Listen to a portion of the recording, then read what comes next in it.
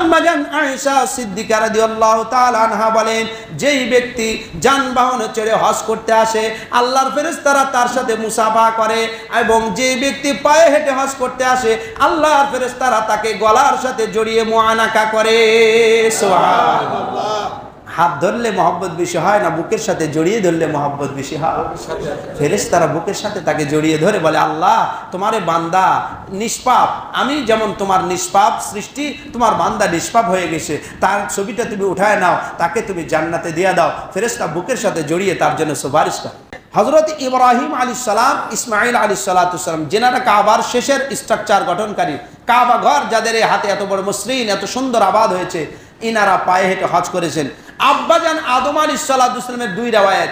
এক রাওয়ায়াতে এসে আব্বাজান আদম আলাইহিস সালাম হিন্দুস্তান থেকে কাবা পর্যন্ত 1000 বার হজ পায়ে হেঁটে করেছে। জোরে সোরে বলি সুবহানাল্লাহ। অন্য রাওয়ায়াতে আছে 40 বার উনি পায়ে হেঁটে হজ করেছেন। ইবনে আব্বাস রাদিয়াল্লাহু আনহু এরকম 5 জন তাবিঈর কথাও বলেছেন, নিজেদের কথাও বলেছেন, যাদের ব্যাপারটাও আছে কিতাবের মধ্যে, যিনারা পায়ে হেঁটে জীবনে কে কতবার হজ করেছে। আলী ইবনে শুআইব রাহমাতুল্লাহ আলাইহি, যিনি তাবিঈদের অন্যতম, তিনি নিশাপুর অর্থাৎ এই হিন্দুস্তানের কাছাকাছি জায়গা থেকে পায়ে হেঁটে 60 বারেরও বেশি হজ করেছেন। জোরে সোরে বলি সুবহানাল্লাহ। মুগিরা ইবনে হাকিম রাহমাতুল্লাহ আলাইহি বর্ণিত আছে, তিনি মক্কা হতে পায়ে হেঁটে 50-এরও অধিক হজ করেছেন। তাহলে একটা মানুষ 50 বার 60 বার। আবু আব্দুল্লাহ মাগরিবি রাহমাতুল্লাহ আলাইহি 97 বার নিজের জন্মভূমি থেকে কাবা পর্যন্ত পায়ে হেঁটে হজ করেছেন। জোরে সোরে বলি সুবহানাল্লাহ। কোন ব্যক্তি যদি হজে সামর্থ্য আছে, কি সামর্থ্য? শরীর সুস্থ, শুধু ভিসা পাসপোর্ট করার মতো পয়সা তার আছে, এটা করবে, বাকি সে হেঁটে চলতে পারে, হেঁটে হেঁটে সে যাইতে পারে। অনেক মানুষ পায়ে হেঁটে পুরো দেশ সফর করছে না, পায়ে হেঁটে সফর করছে না। আমার আব্বা 2 বার 54 কিলো করে রাস্তা হেঁটেছে, বারবার বলতে এই কথা। নওগাঁ থেকে আমাদের বাসা 54 কিলো পায়ে হেঁটে গিয়েছে। একবার একটা সাইকেল কিনেছিল আমার এক ভাইকে দেওয়ার জন্য, সাইকেল নিয়ে ঠেলতেছে রাস্তার মধ্যে। জিজ্ঞাসা করছে, মুরব্বীর বেটা সাইকেলে ওঠেন? না না, এটা জামাইরে দিব, এই সাইকেলে কি ওঠা যায়নি। তাহলে হাঁটা এক বিরক্ত, সাইকেল নিয়ে ঠেলা আর এক বিরক্ত।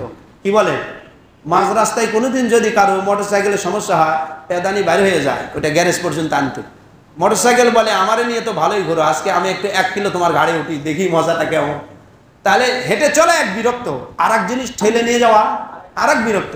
হাদিসের মধ্যে আসছে, আল্লাহ যদি কাউকে এমন সুস্থতা দান করেন, পয়সা বেশি নাই কিন্তু শারীরিকভাবে ফিট, অল্প পয়সা আছে, ভিসা পাসপোর্ট করা যায়, কিছু পয়সা সফরে যাতায়াতের খরচই হবে, মানে পুরা দেশে চলতে বিমান ভাড়া হাম্বা তাম্বা এইগুলি তার নেই, কিন্তু সে পায়ে হেঁটে চলতে পারে। আল্লাহর জাল্লা শানুহু সূরাতুল হজ্জের মধ্যে বলেন, ওয়াআযিন ফিন নাস বিল হজ্জি আতুকা রিজালা। আগেই কিন্তু পদব্রজে হজের কথাই কোরআনের মধ্যে আসে, আগে বিমান ফুটানির কথা হাদিসে নেই, কোরআনে নেই।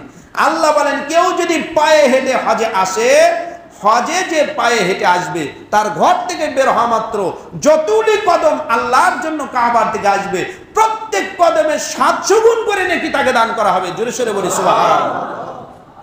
রাসূল করিম সাল্লাল্লাহু আলাইহি ওয়াসাল্লামের বিখ্যাত সাহাবী, সময় কম হওয়ার কারণে হাদিসের ইবারত করতে পারছি না, তরজমা করছি। রাসূলুল্লাহ সাল্লাল্লাহু আলাইহি ওয়াসাল্লাম বলেন, যে ব্যক্তি একমাত্র আল্লাহর উদ্দেশ্যে, আল্লাহর সন্তুষ্টির জন্য হজে বেরিয়েছে পায়ে হেঁটে, কি হেঁটে? গাড়িতে চড়ে না, সোয়ারিতে না, পায়ে হেঁটে এসেছে এবং পায়ে হেঁটে আবার হজ থেকে ফিরে গিয়েছে, আল্লাহর হাবিব আলাইহিস সালাম বলেন, তার প্রতি কদমে হারাম শরীফের নেকি সমপরিমাণ 700 নেকি লেখা হয়। রাসূলুল্লাহ সাল্লাল্লাহু আলাইহি ওয়াসাল্লাম হারাম শরীফের নেকি পরিমাণ বলার পর একজন সাহাবী রাসূল দাঁড়িয়ে বললেন, ইয়া রাসূলুল্লাহ, হারাম শরীফের নেকি বলতে কি বোঝায়? রাসূলুল্লাহ সাল্লাল্লাহু আলাইহি ওয়াসাল্লাম বলেন, প্রত্যেক নেকি 1 লক্ষ নেকির সমতুল্য। জোরে সোরে বলি সুবহানাল্লাহ। তখন হাদিসের ব্যাখ্যা দাঁড়াবে, 700 নেকি 7 কোটি নেকি বরাবর হইলে প্রতি কদমে যদি 700 গুণ করে দেওয়া হয় আর প্রত্যেক নেকি যদি 1 লক্ষ করে হয়, তাহলে 7 কোটি নেকি এক এক কদমে কত হাজার কোটি কদম পড়বে কাবাতে যেতে আর আসতে। জোরে সোরে বলি সুবহানাল্লাহ। নেকির পাহাড় জমে যাবে তার আমল। কি সুন্দর কথা ইসলাম শিখিয়েছে। রাসূলুল্লাহ সাল্লাল্লাহু আলাইহি ওয়াসাল্লাম হাদিসের মধ্যে বলেন, মসজিদে হারামে 1 নামাজের সওয়াব 1 লক্ষ রাকাত নামাজের সমান।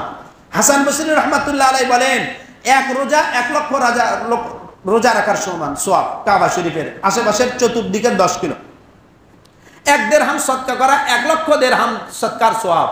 তাহলে যেই ব্যক্তি পায়ে হেঁটে হজে এসেছে তার প্রত্যেক কদমে 1 লক্ষ নেকি, মানে কি চিন্তাই করা যায় না।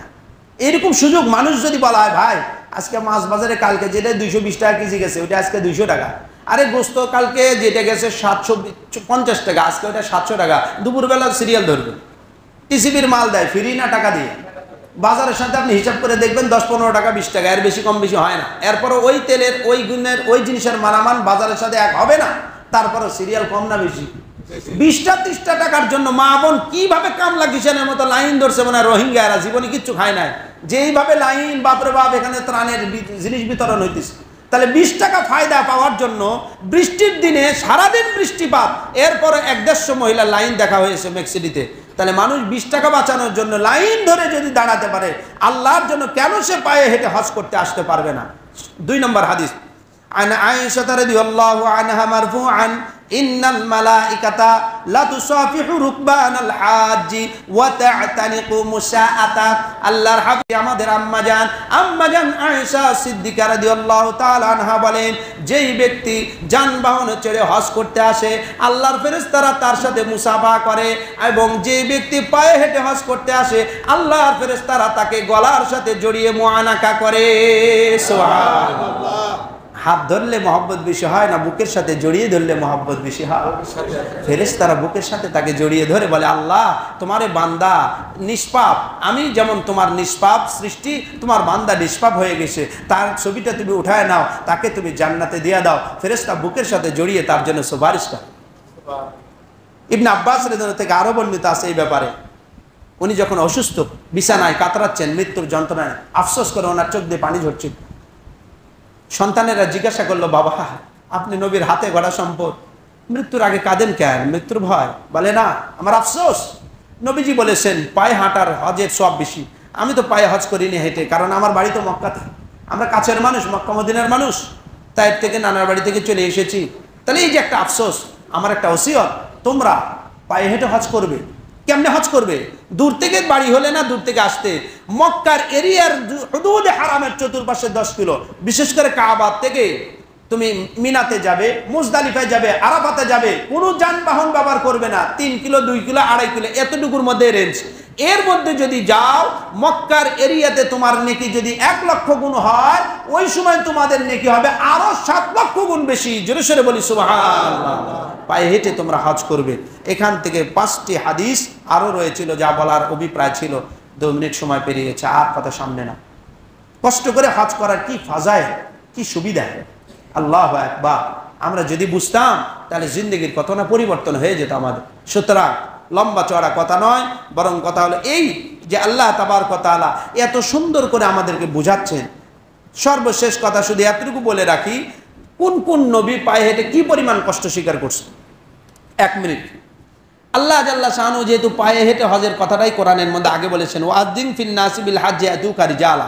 এই আয়াতের তরজমার মধ্যে এসেছে হযরত ইব্রাহিম আলাইহিস সালাম, ইসমাঈল আলাইহিস সালাতু সালাম, যেনারা কাবার শেষের স্ট্রাকচার গঠনকারী, কাবা ঘর যাদের হাতে এত বড় মসৃণ এত সুন্দর আবাদ হয়েছে, ইনারা পায়ে হেঁটে হজ করেছেন।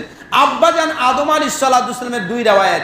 এক রাওয়ায়াতে এসে আব্বাজান আদম আলাইহিস সালাম হিন্দুস্তান থেকে কাবা পর্যন্ত 1000 বার হজ পায়ে হেঁটে করেছে। জোরে সোরে বলি সুবহানাল্লাহ। অন্য রাওয়ায়াতে আছে 40 বার উনি পায়ে হেঁটে হজ করেছেন। ইবনে আব্বাস রাদিয়াল্লাহু আনহু এরকম 5 জন তাবিঈর কথাও বলেছেন, নিজেদের কথাও বলেছেন, যাদের ব্যাপারটাও আছে কিতাবের মধ্যে, যিনারা পায়ে হেঁটে জীবনে কে কতবার হজ করেছে। আলী ইবনে শুআইব রাহমাতুল্লাহ আলাইহি, যিনি তাবিঈদের অন্যতম, তিনি নিশাপুর অর্থাৎ এই হিন্দুস্তানের কাছাকাছি জায়গা থেকে পায়ে হেঁটে 60 বারেরও বেশি হজ করেছেন। জোরে সোরে বলি সুবহানাল্লাহ। মুগিরা ইবনে হাকিম রাহমাতুল্লাহ আলাইহি বর্ণিত আছে, তিনি মক্কা হতে পায়ে হেঁটে 50-এরও অধিক হজ করেছে। তাহলে একটা মানুষ 50 বার 60 বার। আবু আব্দুল্লাহ মাগরিবি রাহমাতুল্লাহ আলাইহি 97 বার নিজের জন্মভূমি থেকে কাবা পর্যন্ত পায়ে হেঁটে হজ করেছেন। জোরে সোরে বলি সুবহানাল্লাহ। তারাও তো মানুষ, আমরাও মানুষ, আমাদের কি হলো? জিন্দগি একটু পরিবর্তন করব না? এই জন্য মনীষীদের সময় পার হওয়ার পরও নামগুলি বললাম, যেন আমাদের জন্য সুবিধা হয়। আল্লাহ তাবারক ওয়া তাআলা এখানে অনেকগুলি বুজুর্গেরও ঘটনা আছে, তারা পায়ে হেঁটে হজ করতে গিয়ে কি কি ফায়দা পেয়েছে। যাক সেই কথা আগামী জুমার থেকে কোরবানির ফাজাইল ও মাসাইল আলোচনা করতে হবে, কারণ কোরবানি একেবারে সন্নিকটে। আল্লাহ জাল্লা শানু আমাদের সবাইকে হজের সামর্থ্য যাদের দিয়েছে তারা তো হজে যাব, যাদের সামর্থ্য দেয়নি আমরা দোয়া করতে থাকি আল্লাহ যেন আমাদের সবাইকে হজ্জে মাবরুর নসিব করেন। জোরে সোরে বলছি আমিন।